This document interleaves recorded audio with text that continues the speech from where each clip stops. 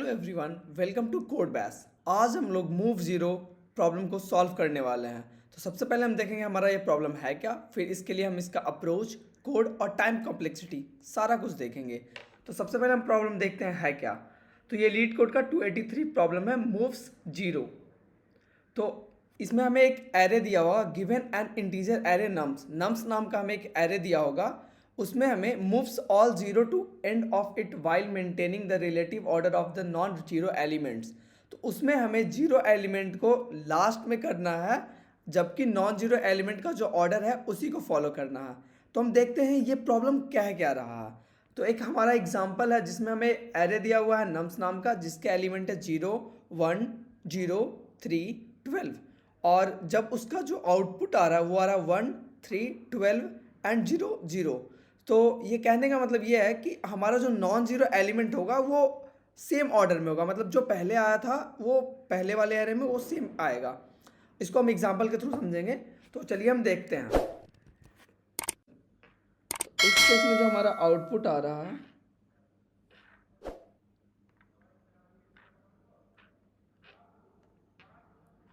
वो आएगा 1 3 12 0 0। ये इनपुट था हमारा, ये हमारा आउटपुट है। तो क्या है कि जो हमारा नॉन जीरो एलिमेंट है उसका अगर आप ऑर्डर देखोगे तो ऑर्डर क्या है, ये 1 पहले था, 1 आया, फिर 3 बाद में था तो 3 उसके बाद आया, फिर 12 लास्ट में था तो 12 लास्ट में आया। तो इसके लिए हम क्या करेंगे कि हम सबसे पहले क्या करेंगे, एक वेरिएबल डिक्लेयर करेंगे और उसे जीरो पे असाइन कर देंगे, इनिशलाइज कर देंगे जीरो से। तो हम एक वेरिएबल डिक्लेयर करेंगे एंड जे आई, आप जो कर सकते हो, जे इक्वल टू 0। और फिर हम क्या करेंगे कि एरे का टोटल साइज चेक करेंगे क्या है। तो हम एक एरे का पूरा साइज निकालेंगे and n equal to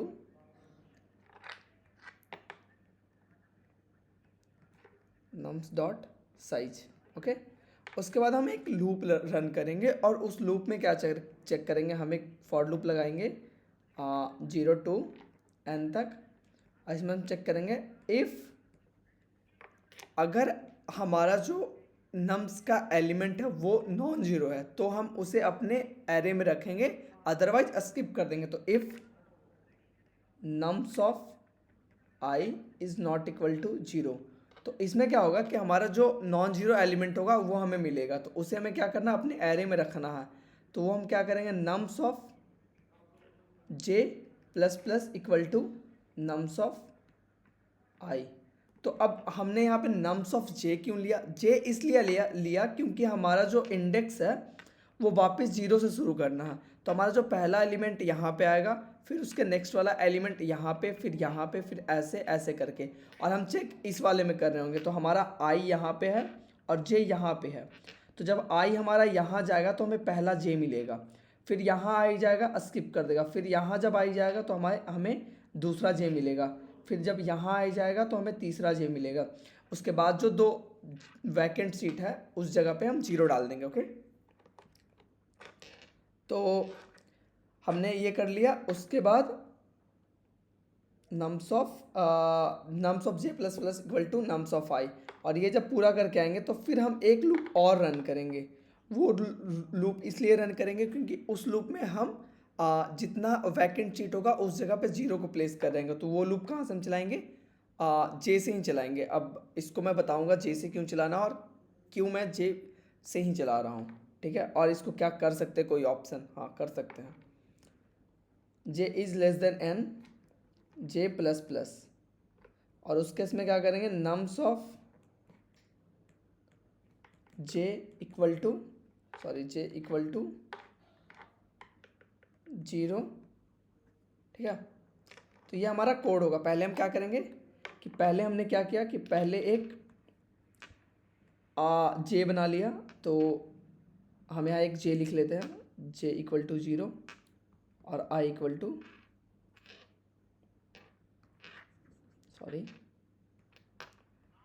j equal to 0 और आई इक्वल टू 0। तो जब हम ट्रैवर्स कर रहे होंगे तो हमारा आई जो 0 पे होगा, तो जब हम 0 पे आएंगे यहाँ पे तो हमें क्या मिलेगा, 0 मिलेगा। तो वो 0 एलिमेंट है तो उसको हम कुछ नहीं करेंगे, स्किप कर देंगे। तो अब हमारा आई 1 पे चला जाएगा। तो जब हम 1 पे जाएंगे तो हम यहाँ आएंगे, और जब इसे हम चेक करेंगे तो एक नॉन जीरो एलिमेंट होगा। तो जब नॉन जीरो एलिमेंट होगा तो एरे के जेथ एलिमेंट पे उस चीज़ को हम डाल देंगे। तो हम जेथ का था हमारा, जे हमारा यहाँ था, ठीक है। तो यहाँ पे हम डाल करके एक इंक्रीज कर देंगे। फिर हम आई में एक मूव करेंगे, तो आई में जब मूव करेंगे तो हमें जीरो मिलेगा, तो ये भी एक जीरो एलिमेंट है, तो इसे हम स्किप कर देंगे। और फिर आई को हम एक इंक्रीज कर देंगे। सॉरी, हमने 1 के बाद आई को इंक्रीज नहीं किया था, वो भी करना होगा। तो जब हम जीरो से मूव कर जाएंगे आगे, तो फिर हम 3 पे पहुंचेंगे। तो 3 भी एक नॉन जीरो एलिमेंट होगा। तो नॉन जीरो एलिमेंट को हम कहाँ रखेंगे, जेथ पोजीशन पे रख देंगे। और जेथ पोजीशन पे रखने के बाद जे को इंक्रीमेंट कर देंगे 1 के साथ, ठीक है। और फिर आई को भी 1 के साथ इंक्रीमेंट कर देंगे, तो आई हमारा यहाँ आ जाएगा। और ये भी एक नॉन जीरो एलिमेंट होगा, तो यहाँ पे वापस से हम इसे रख देंगे और एक इंक्रीज कर देंगे, ठीक है। तो अब हमारा क्या है कि अब जो हमारा आई जे जो है वो हमारा 3 पे पॉइंट कर रहा है। कहाँ पे पॉइंट कर रहा है, हमारा जो जे है वो यहाँ पॉइंट कर रहा है। अभी यहाँ पे कुछ पड़ा हुआ नहीं है, सिर्फ यहाँ पे पॉइंट कर रहा है, और बाकी खाली है। तो उसमें हम क्या करेंगे कि जब हमारा जे सारा नॉन जीरो एलिमेंट को प्लेस करके उस लूप से बाहर आएगा, तो हमारा जे जो है वो नॉन जीरो एलिमेंट के एक आगे पॉइंट कर रहा होगा। तो तब हम वहाँ से लूप रन करेंगे और फिर लास्ट तक जाएंगे। जैसे कि हमें यहाँ से लूप हमने रन किया, यहाँ किया और यहाँ किया, 2 पोजीशन के लिए इसमें करना था। तो इन दोनों पोजीशन के लिए लूप रन करेंगे और फिर उन दोनों जगह पे जीरो रख सकते हैं। और हाँ, इसका कोई ऑल्टरनेटिव यही है कि जब आप नम्स ऑफ जीरो जब आप यहाँ पे काउंट कर रहे थे, उस टाइम पे आप एक काउंटर बना सकते हो। और जहाँ पे काउंटर होगा, फॉर एग्जांपल जब भी हम एक बार वो नॉन जीरो एलिमेंट हम डाल रहे हैं, तो वहाँ पे हम काउंट प्लस प्लस करते जाएंगे। तो उस केस में हमारा काउंट टोटल मिल जाएगा। और जब हम अगला लूप स्टार्ट करेंगे, मान लो कि आई से स्टार्ट करा, तो आई इक्वल टू काउंट कर देंगे। तो उस केस में भी सेम चीज़ हो रहा होगा, बट ये ज़्यादा बेटर अप्रोच है। तो अब हम कोड को लिखते हैं और कोड सबमिट करके देखते हैं कि चलता है या नहीं। उसके बाद हम अपना टाइम कॉम्प्लेक्सिटी और स्पेस कॉम्प्लेक्सिटी डिस्कस करेंगे। तो सबसे पहले हमने क्या किया था,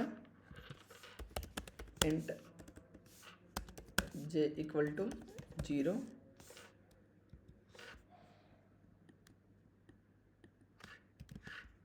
इंट जे इक्वल टू 0, और फिर हमने क्या किया था, int n equal to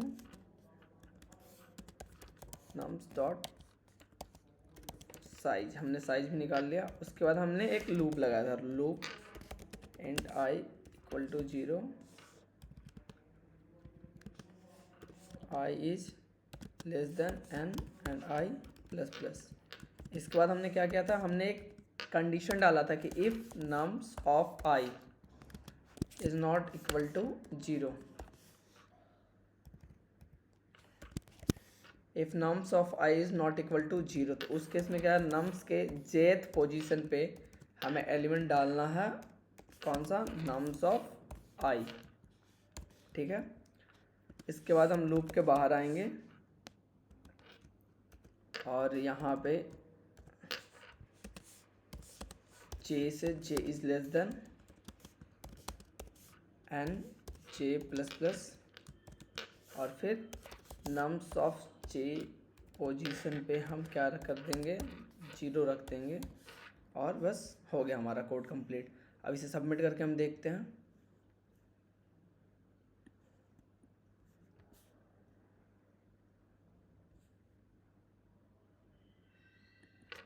okay, हमने 2 बार जे प्लस प्लस कर दिया था, तो जे प्लस प्लस एक ही बार होगा, सॉरी। एक यहाँ पे भी हमने जे प्लस प्लस कर दिया था और एक यहाँ पे भी, इस वजह से नहीं चला था। अब हमारा ये कोड चल गया। अब सबमिट करके देखते हैं, और ये सबमिट भी हो गया। तो अब इसका हम टाइम कॉम्प्लेक्सिटी और स्पेस कॉम्प्लेक्सिटी डिस्कस करते हैं, ठीक है।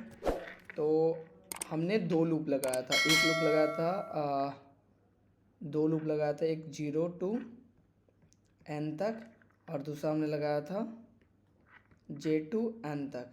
और ये दोनों लूप जो था अलग अलग था। तो उस केस में हमारा जो टाइम कॉम्प्लेक्सिटी होगा वो बिग ऑफ n होगा, बिग ऑफ n इसके लिए भी और बिग ऑफ n इसके लिए भी।